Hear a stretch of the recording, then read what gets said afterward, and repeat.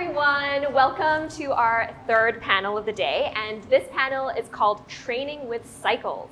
And in this particular panel, we're going to be talking about an issue that a lot of women in sport experience, and this is how to balance concerns about athletic performance with holistic health, particularly with menstrual health. So we have an amazing panel collected with us today. First we have Natalie, and then we have Steph, and we have Trista. So without further ado, I'm going to invite each of them to share a little bit about themselves first, and then we'll go right on ahead and talk about cycles. Okay, so let's go ahead first. Hi everyone.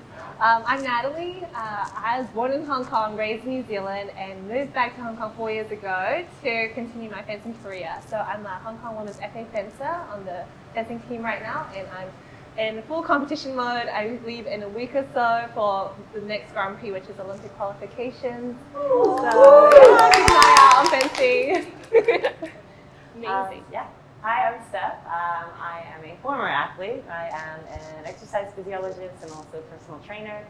And I founded Calibrate Studios, which is actually an all-female gym, but not necessarily for clients. And we do a lot about health and lifestyle change. So that's it about me. But yeah, we'll go on more about it later. Super excited. Hi everyone, I'm Trista. I am a women's health physio at Joint Dynamics Evolve. So I'm also born in Hong Kong, grew up in Canada, and did all my training in the UK, so all over the world. And so I'm here today to talk about women's health and just sharing my experience and learning more from you guys. So yeah. So exciting, and I just wanted to quickly say that this is such an important topic for me as well as a moderator, and I'm just so excited to hear these stories because I have a charity in Hong Kong called Body Banter. Sorry, I'm Steph. I didn't even say my name. Another fellow Steph. And my charity looks at supporting young people to start conversations about body image and mental health. And so menstrual health and also body image while on a person's cycle, this is something that comes up a lot with our young humans. So yeah, I'm really excited to hear these stories, to talk a little bit about the way that our menstrual cycles can affect our mental and physical health. So thank you so much to our panelists today. So that's what it means to me, and I really wanted to hear about your stories. Why is mental health, menstrual health, physical health, and athletic performance, how do those things come together, and what does it mean to you to start a conversation about that? Anyone is welcome to start. Want to go in line? How about I'll start? Sounds good. Okay. We'll go reverse So I just think like in general, like especially I guess like in Hong Kong as well, no one really talk about menstrual cycle. Like it's kind of like a taboo that people don't always talk about it. Like you will talk about training, how you can get stronger, how you can like lose body weight, how you can like sort of look a bit like hotter, sexier, fitter, or whatever. But then everyone is just like, oh, menstrual cycle. Okay, no, let's not talk about it. Or like in school, we would talk about how to put a condom on a banana, like blah blah blah. But then I was like, oh, it's period. What do you mean by period? Fresh past it, right? Yeah, like Yeah. Just like you kind of. I Here's remember a pen, here's a exactly, tampon, that's it, next exactly. And I remember the first time I had it, I went up to my mom and I was just like, what should I do? And she was like, oh, just put a pad on and that's it. And I was just like, what do you mean by put a pad on? There's like blood everywhere. Yeah. So I think like now, being in the industry, I would love to like share like all my like knowledge with like youngsters, like old women. It's okay to talk about period. It's okay to have a cramp, but we shouldn't suffer in it. There's so much that we can do to improve it. Definitely. So Yeah.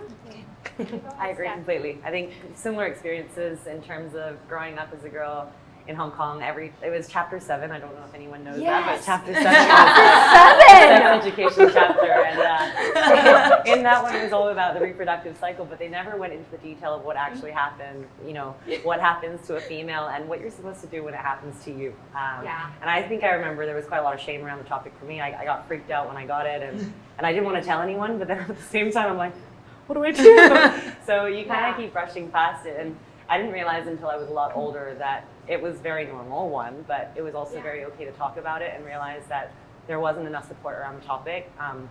And girls are freaking out. Your hormones are going all over the place.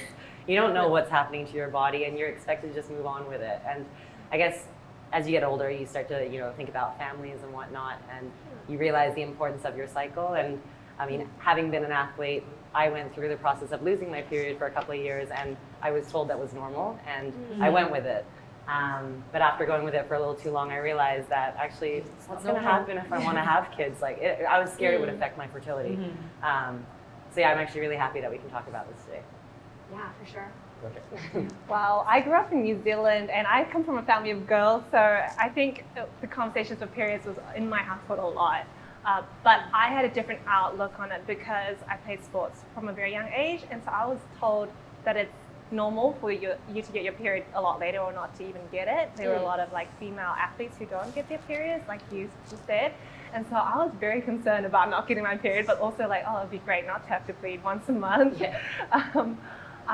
But then it was later on during my competitions and in training it was for the most part okay, but one experience at a competition where I actually got such a bad period cramp that I blacked out. And so that started getting like my mind like shifting on like, hey, like how are your hormones actually affecting your training and competition? So I feel like it's a very important conversation for female athletes. Yeah, definitely. You know, I think a trend or a pattern that I'm hearing from your stories are that a lot of times we might actually talk about the physical aspect of getting a period, but we rarely touch on what are the emotional implications of that. It reminds me of that scene in Turning Red, if you've watched the Disney Pixar movie, where she turns into a red panda and she's like, oh my God! And she looks and she feels like, and I think a lot of teenage girls can really relate to that experience of feeling like a monster. What is wrong with my body? Why am I like this? What's wrong with me? And so I think that needs to be talked about and normalized as well, not just the physical part of bleeding every month. It's more about how do you feel about that? You know, what does it mean for you to talk about those issues with people around you? So I think this is what this panel is going to be for, and it's going to celebrate as well. Okay, so Trista, I really wanted to point a question over to you first.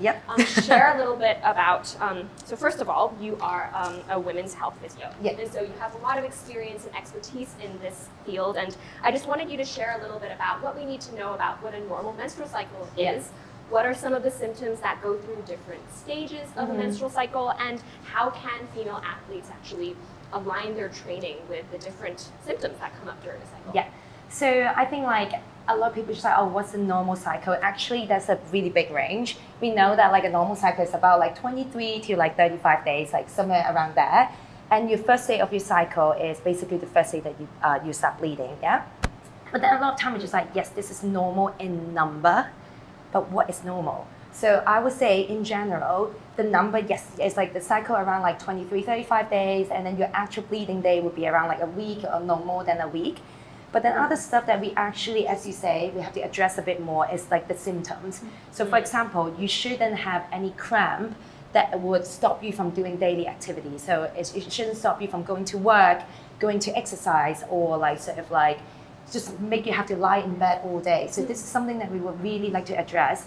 Having period doesn't mean pain, And then other symptoms that sometimes people might experience could be like, there's a bit of like mood swing, which I think we all PMS quite a lot and our whole life, which I just had an episode last week and I was literally lying on my sofa crying all day. I was like, what is wrong with me? But then I was like, oh, actually, this is my first day of my period. So so then like that is something that we also have to address, especially as an athlete or like if you're exercising, we know exercise can help us to regulate our mood.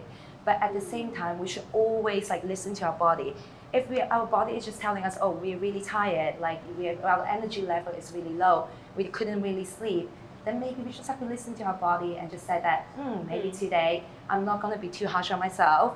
I'm gonna take a rest day, do a bit more like hip mobility stuff that you do all the time, a bit of yoga, a bit of stretching, just get your energy back, do a bit of movement, see whether that helps you like so improve your mood a bit more, give you a bit more energy.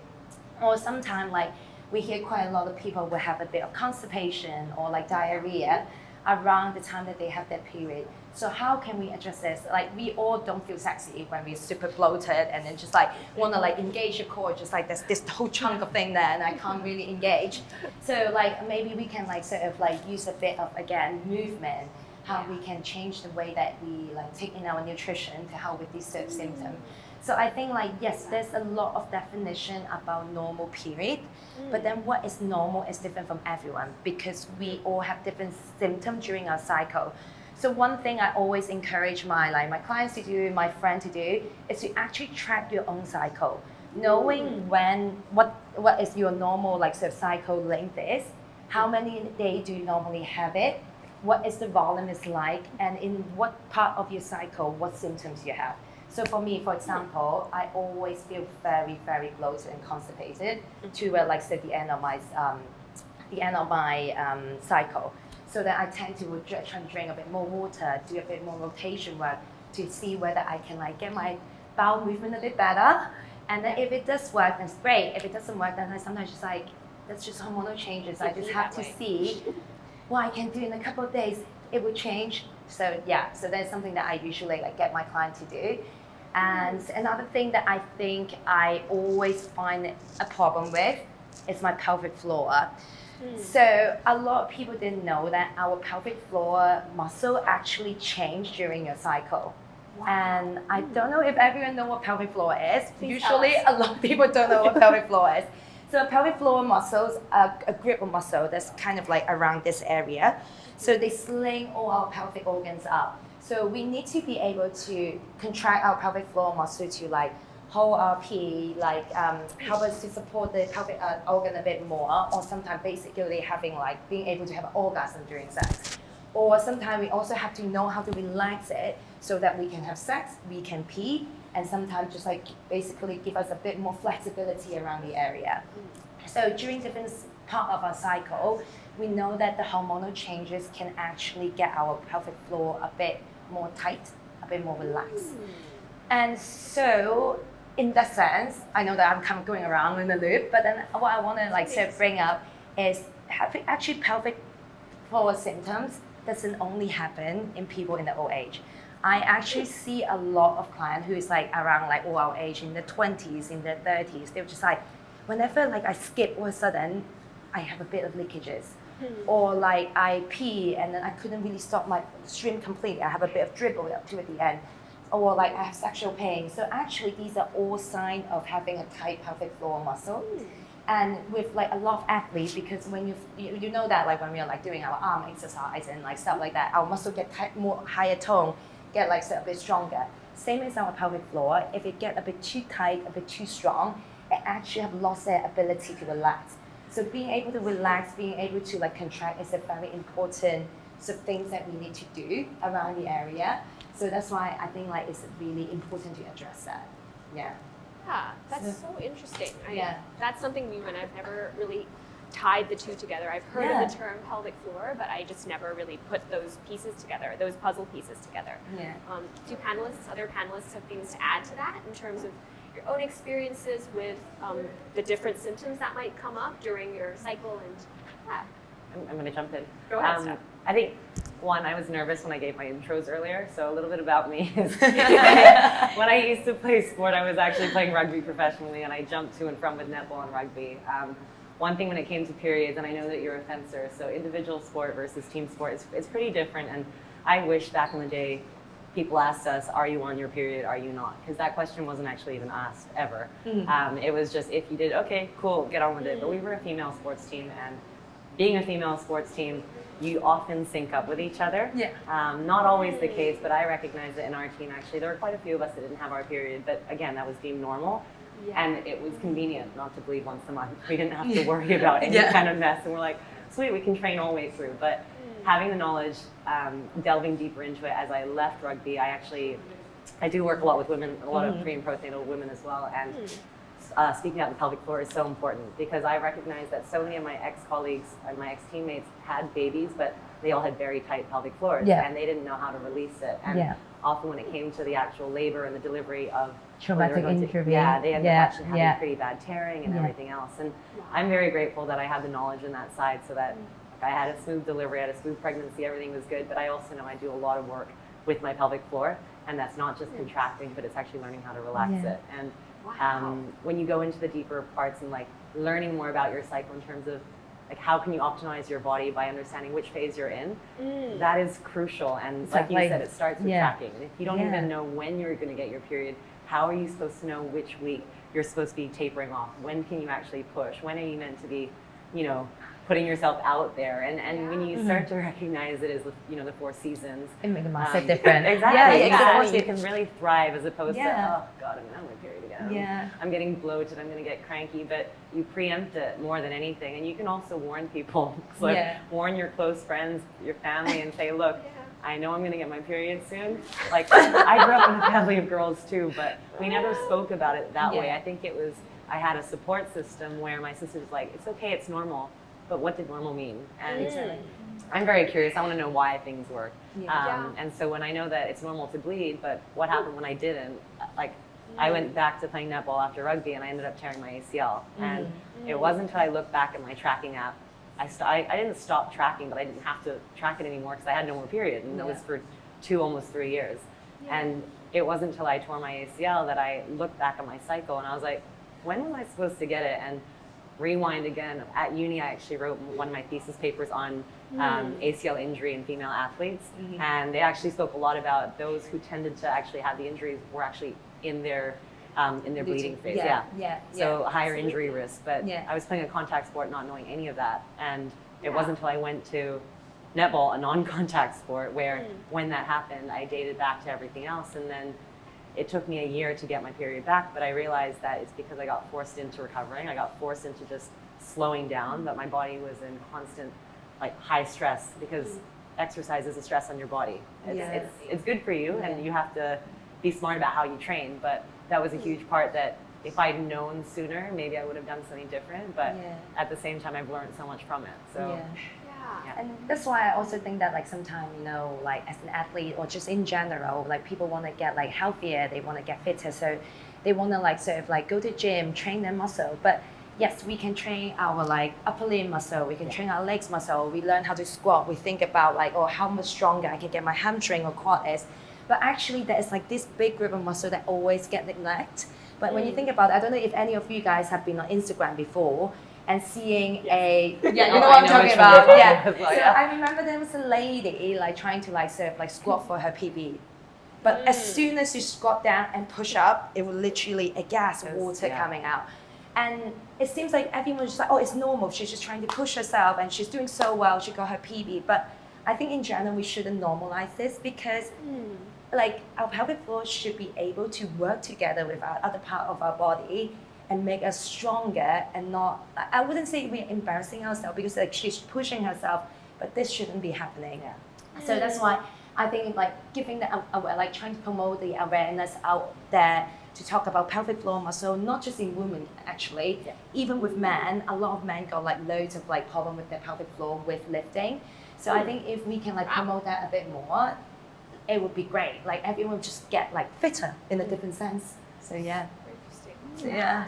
I wanted to ask some about your Okay, good, because I'm digesting everything they said. I'm I love listening. I don't even want to talk now. But please ask me a question. I did want to invite you to share a little bit more about, you've done a lot of research as well as you've had personal experiences as a professional fencer representing Hong Kong, as well as you do so much, by the way, Nat. You're currently studying as well as being a professional fencer. So first of all, that's incredible. And also, I would love to hear more about what you've learned personally about, balancing your well-being along with your athletic performance, as well as balancing school, all of these things coming together. Good question, because I feel like I'm just surviving some days. But no, I learned more about what you said with the cycle and the cycle syncing. Was that? My friend actually, a non-athlete friend, asked me, she's asking me about how it is being an athlete. She's like, do you train according to your cycle? Do you eat differently? I'm like, no, I don't. And she sent me podcasts, and that's when I really delved into it and found out, wow, I do feel differently throughout different phases of my cycle. It's not just the period part. It's the weeks after. I might feel better in the gym the week after my period, but I might feel like PMSing 2 weeks even before my period. And so it's how do I manage that, and how do I train according to it? It's really hard being a Sports Institute athlete because a lot of our training hours are set in stone, and managing that is a conversation that I always have with myself and with my coaches on how to do that better. I think in the last 4 months, because I actually had another fainting episode 4 months ago in Vancouver for a competition. That's when I was like, okay, I need to do something about it. And so right now, in terms of training, I try to manage my symptoms so I'm not past like a pain threshold of 5, because I do get cramps. And usually I tell myself just push through and be resilient, because that's what being an athlete is all about. It's just like getting through the hard parts of training and then showing up at competition and being at your peak, right? But now I know not to do that, because I can push through sets of heavy lifts, but afterwards when I'm resting, I feel the repercussions of it, and it's not good for the rest of my day. It's not good for the rest of my period cycle. And so, yeah, I guess that's my piece of experience and info on it. Yeah, thanks for sharing that. And I think a really important part of that is what is pushing past a kind of a pain threshold in terms of a physical limitation regarding your period versus something that's like, in the athletic endeavors, trying harder, being resilient as an athlete. And I think maybe there needs to be a conversation about that. What does it mean to push yourself enough? And I'm not a professional athlete, so I'm just kind of fluffing off here. But I think just being someone who is athletic and I enjoy sports, I know that when I'm on my period, it doesn't feel good to, it doesn't feel good to push myself past a certain pain threshold either. And I feel differently when I push myself in that physical way. So yeah, I really hear you on that. And I really appreciate you starting that conversation too, Nat. And Steph, I know that you had a different experience also with kind of shifting your mindset when it came to, losing your period because of athletic endeavors, and then shifting that mindset so that you could get back into a place of prioritizing your physical and mental well-being. So would you like to share a bit about that as well? Yes, I would. It's actually quite a touchy subject for me. I get emotional thinking about it, because it was like a pivotal moment in my life. As much as you're comfortable. Yeah, and back when I was playing, it was actually also at the Sports Institute. My background is actually in health and wellness, right? Exercise physiology is about preventing disease and staying healthy. Then when I was in it, it felt like I was going in the opposite direction.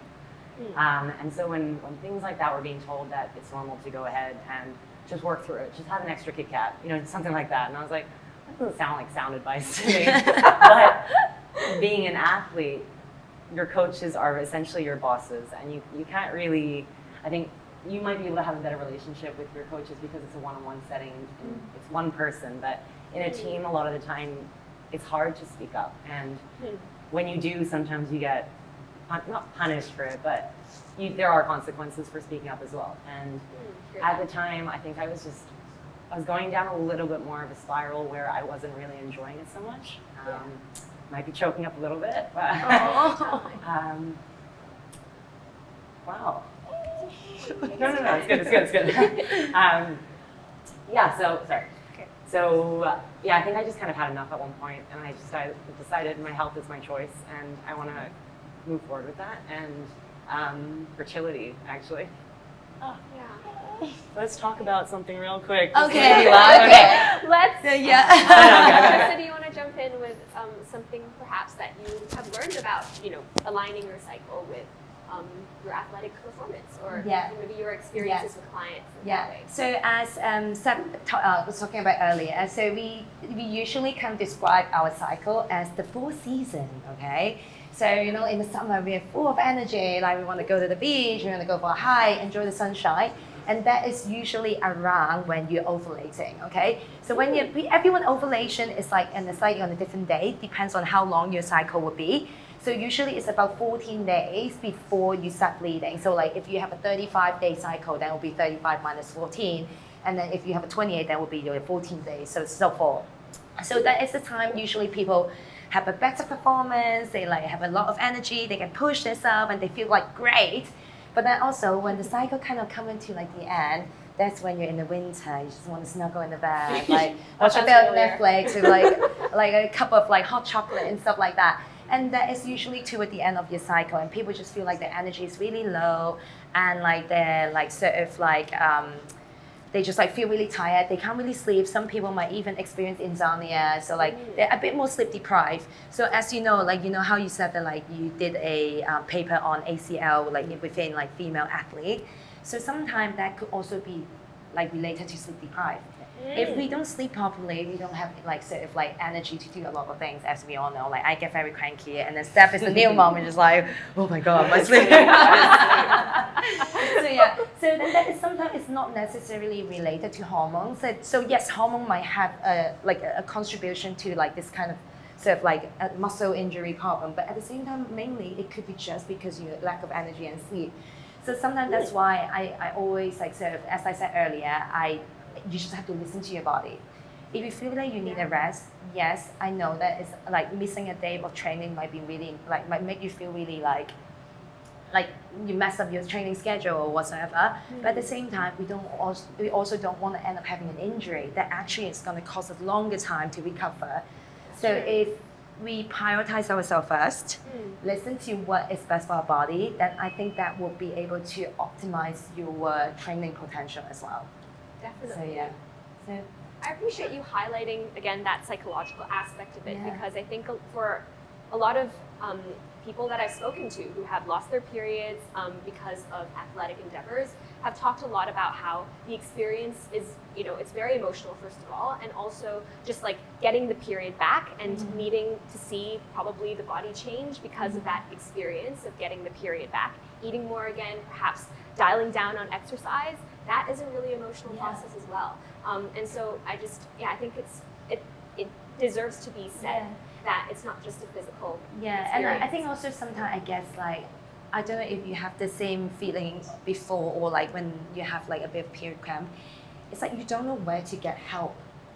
It's like, yes, I saw my period, and where do I start to get it back again? Like, yes, you're doing really well, like you did all your research and stuff, or you will go to like, I know a lot of my clients will go to a gynecologist, they're just like, just get on birth control. That's exactly what happened to me. I got told, go on the pill. I got it the first month. And then after that, second month started fading. It was like spotting. And then I never had it again. And then I was like, well, the pill didn't do anything. And I never really liked birth control. I'm very much like not anti-medication, but I never really, I was more natural with everything. And when I found that was the quick fix, it was like, sweet, I got it. I continued going on like nothing had happened. But then I realized when I was talking about fertility earlier, it's just, I recognized that for me, rugby wasn't forever. And at one point I wanted to have kids in my life, and I started to see like, I'm a young, like, I was in my 20s and I didn't have my period, and I was continuing to go on this trajectory where, it's fine, keep going. You'll be fine, you'll be able to have kids. But we don't, a lot of the time now, I think people who want to have kids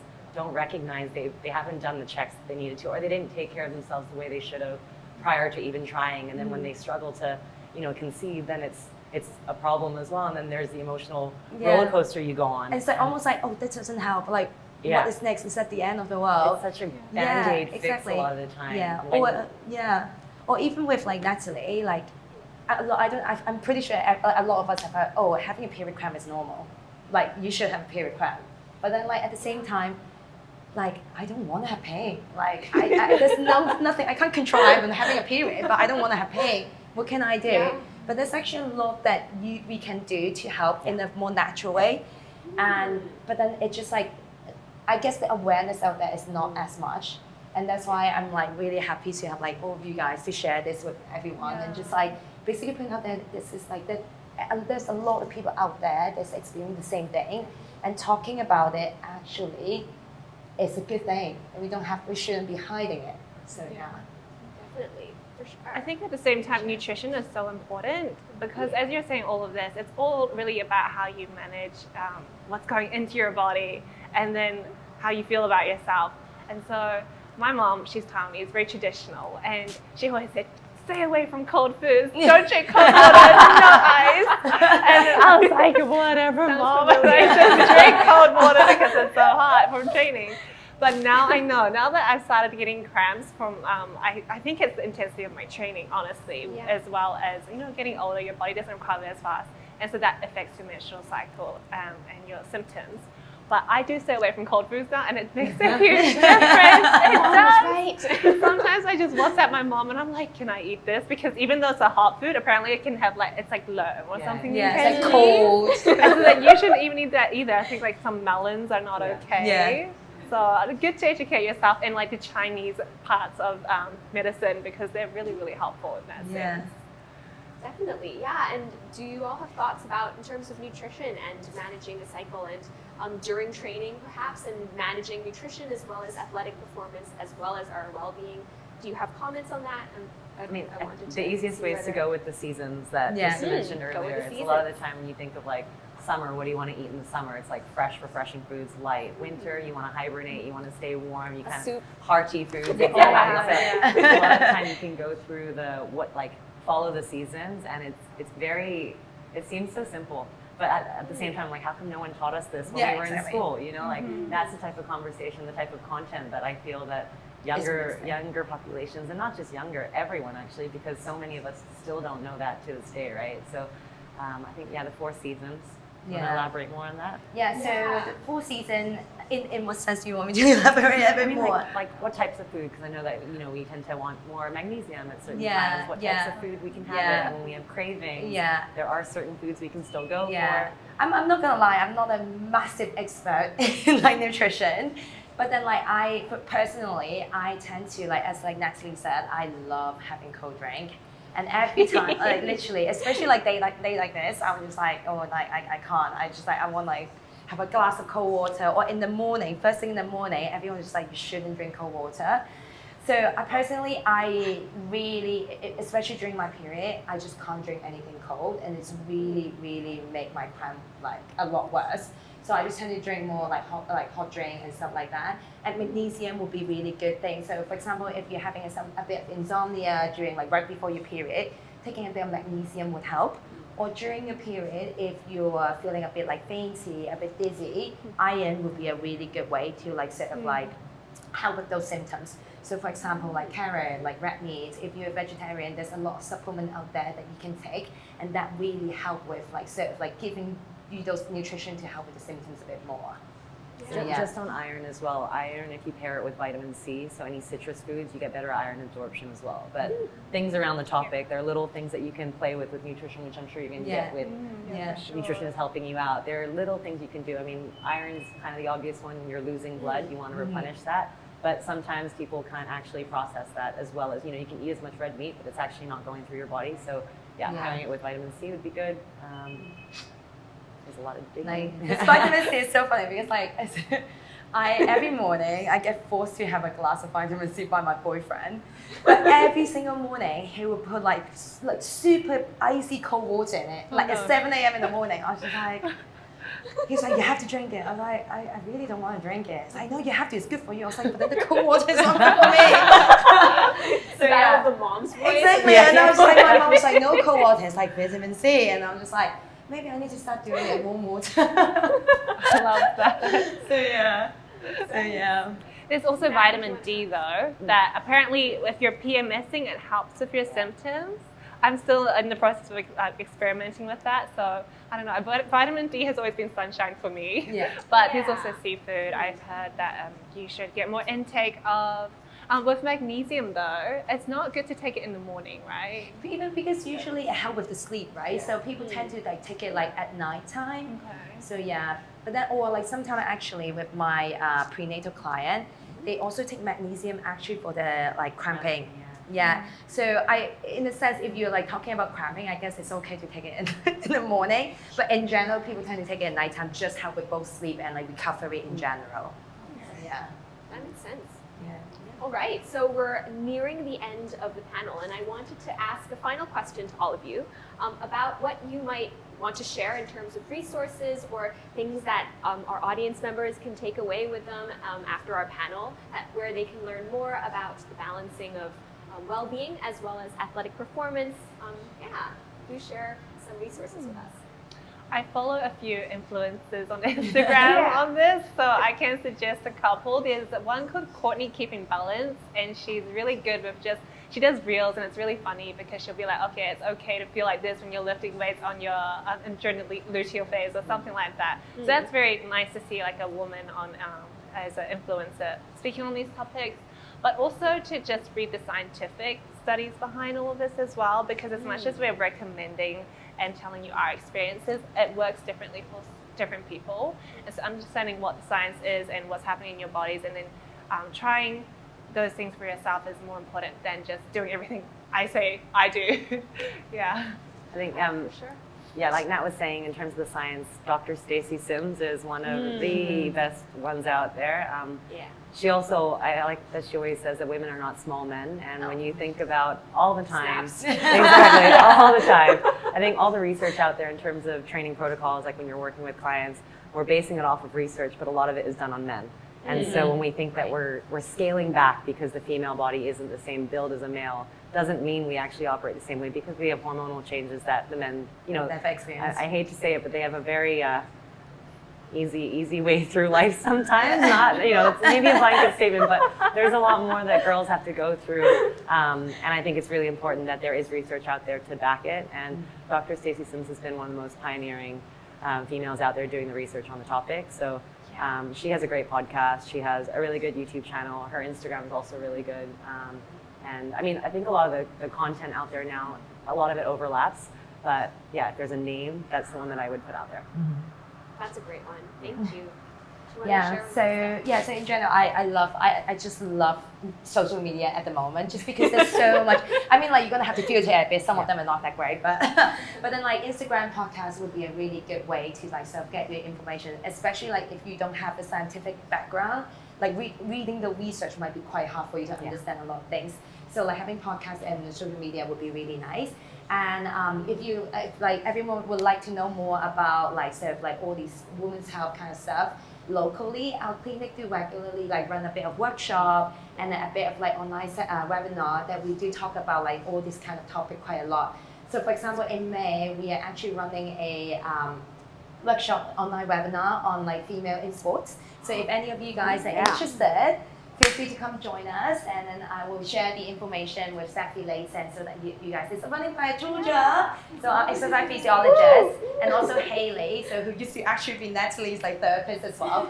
So in the SI, so like they will be like talking about like touching on that topic a bit more. Or if you guys have any questions, just feel free to drop us any message, and then we will help to direct you guys. Yeah. And actually, Calibre is a really good studio as well, and they do a lot of women's health research as well, so I really like them as well. That's awesome. So it sounds like we have plenty of resources in person as well as on social media that we can check out after this panel. So yeah, do that. Enjoy the research. Yes, exactly. I think that's the takeaway from today. Women are not small men. All right, so if we have time for questions a little bit, do we have a couple of minutes for questions?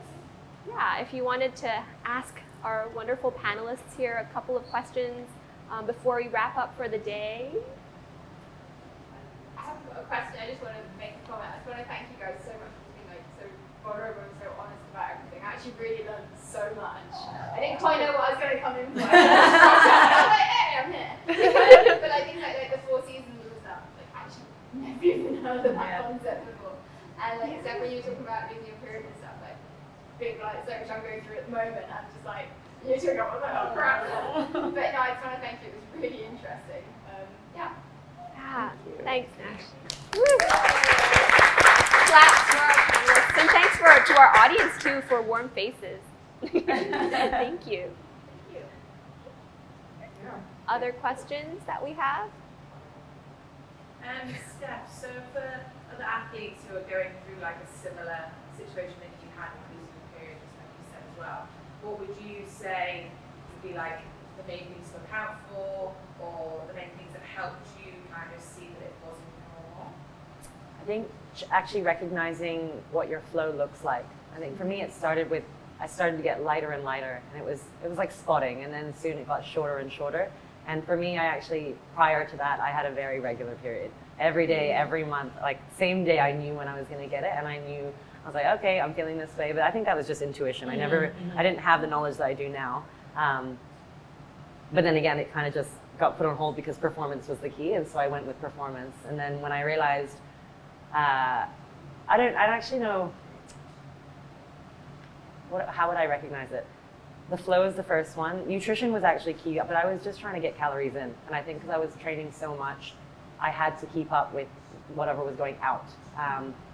But it didn't actually help me with getting my period back. For me, getting my period back meant slowing right down, and it was. I felt like my nervous system was in overdrive. The nervous system being in overdrive, meaning that when I tore my ACL, I literally couldn't train. And I was like, oh, I can do things. I can do upper body, and I will always find a way to move. But I also knew there was a time and place for me actually just recovering, and the level at which I was training before my injury versus when I was recovering from the ACL injury, it was like, I think I cried the day I got my period, and I remember it was really, okay, my husband Ben is the most manly of men in terms of he will not even say the word period. And so for me to be like, I'm all about women's health, I'm like, I'm not going to say I'm bleeding, but like I'm going to say, yeah, on my period, and I make that normal with him now. And he's like a guy's guy. But I remember the day it happened, and it was because he was helping me through, I guess, more of the emotional side of recovering from injury. But when I got the first spot of bleeding, I was like, oh my God, like, I can have kids again, maybe, like, oh my God, again. But that's really what got me. And I think that it wasn't until I slowed down and I recognized that slowing down was so important, and it was mentally slowing down as well. Yeah, so true. Oh God. I would say it's so true. Yeah, mentally slowing down is the biggest thing. And I think it's really hard for people to do that when you're so used to training. And training's my life, and it still is. But I can now be very smart about, its mobility on this day, and I have to recognize that listening to my body doesn't just mean I'm tired, I'm not going to train. It's much deeper than that, and a lot of the time it's like confronting your demons.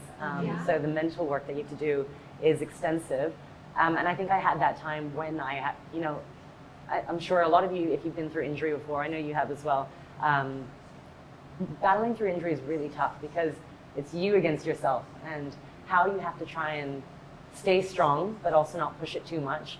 Your body can always be pushed. But it's how you, and again, as an athlete, you can push through that, like areas that probably you shouldn't be pushing into. And meditation actually is what really helped me. It was guided meditations. I just had to slow right down in order to realize, what am I afraid of in my head? What am I trying to, who am I trying to please? And I realized that at the end of the day, it's me, yeah. And that's also one of the reasons why I chose to leave rugby, because I realized that my happiness was no longer, I wasn't doing it for the right reasons. And I think that the same thing applies actually to your menstrual cycle in many ways. It's like, respect your body, because respecting the female body, I've just had a baby, and I am blown away by what our bodies are designed to do. I guess in a way I abused my body too much before, because I could push it to its threshold, and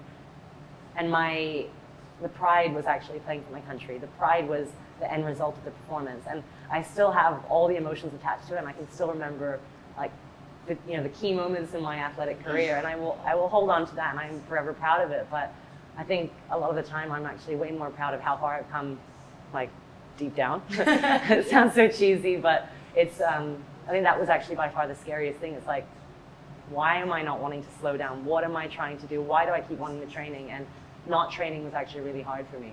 So I then, started with, when I could walk, I would try, maybe it's a slow walk. Maybe I remember the first time I could sit in a 90-90 position because my knees and my hips wouldn't allow for it. And it wasn't long after that, actually, when I started celebrating the small wins of what I could do versus what I couldn't do. And the period came, and then it was like, I wanted to have a period party. I really wanted to, but I didn't. But I think, why not? So yeah, I think looking at your flow and actually recognizing that it is more than the physical body a lot of the time. And it's hard because you can't quantify it. And it feels very intangible. So journaling was something that really helped me. When I couldn't just meditate, I didn't know where I was going, my mind was all over the place. I started writing down, and no one ever reads it. Sometimes I reread it, I'm like, ooh. But then I also see how far I've come. And yeah, it's a combination of different things. But I think trying to find help, it doesn't mean necessarily just going to a gynecologist. It's often, a lot of the time, it's the mental support, it's your social support. Psychology. Reflection, introspection. Yeah, exactly. So yeah. I don't know if that answers the question. That was beautiful. I have a question. So we know an athlete who actually gets her period every 2 weeks. Is that an issue? She's a full-time athlete as well. We told her she should probably get checked or asked, but she's again not sure if she should.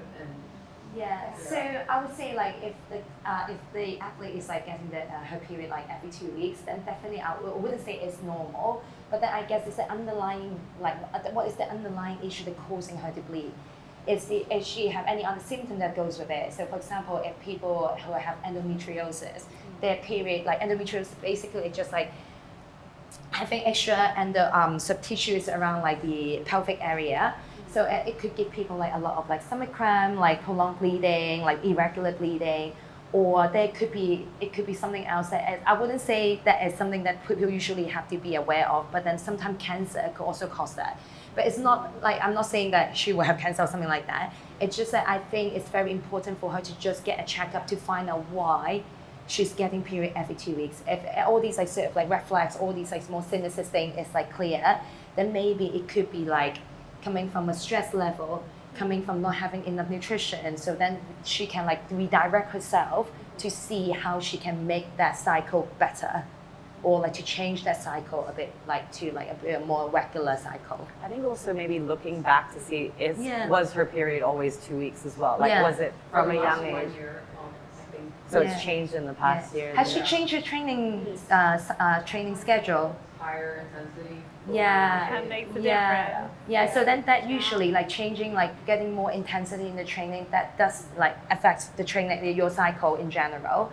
So I would say just maybe do a bit more tracking. Yeah. Exactly. I would say go see a doctor just to clear everything out.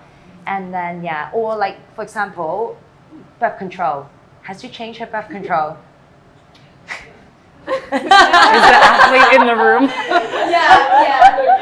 Yeah, because birth control sometimes can cause the changes of cycle as well. A lot of people didn't realize that actually like having like hormonal birth control, it changes cycle completely. And they could change even like, I used to have an implant for 3 years. The first year I will have a regular period. Second year I have no period. Or third year I got like 2-3 weeks in a row. So like they could keep changing. So if you have like birth control, then that could be something that you also need to look into to see whether that is what changing your cycle. Makes sense. Nat, do you want to add something? No, I was just thinking about it because I actually had an experience of bleeding too much where I didn't stop bleeding for a month. And then I just kept going until I was like, okay, maybe I should see a doctor. But the fact that it's 2 weeks, I'm also like, oh, do you? But you said before that it's a normal cycle should be 21 to 35 days, right? Yeah. But I was put on birth control to kind of regulate my period again, which is another discussion. So again, about birth control again. but I did stay on it. It was just to regulate. Yeah. All right, so I think that's all the time we have for this panel, but thank you so much again to Nat, Steph, and Trista. This was so exciting and so interesting for me as well as a moderator, and so thank you so much for your time. Thank you to our audience for being here. This was so fun, and I hope you have a great Sunday. Yeah, thank you so much.